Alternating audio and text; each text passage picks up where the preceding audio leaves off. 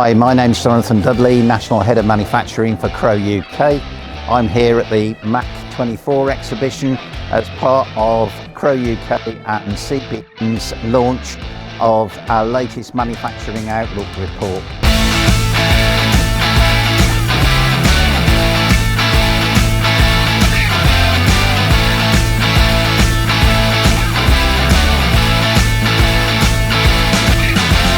It's really encouraging that 68% of our respondents said that they're expecting growth this year. More significant, there's been some really interesting shifts.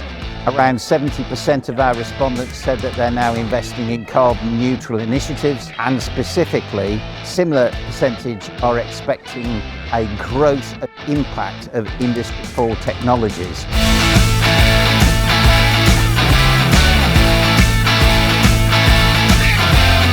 The results of the 2024 Manufacturing Survey are now in, and we are proud to launch our 2024 Manufacturing Outlook report. One of the findings that stood out to me is that the barriers to growth continue to be global and economic conditions, as well as recruiting and retaining staff. For me, bridging the skills gap is going to be important going forward.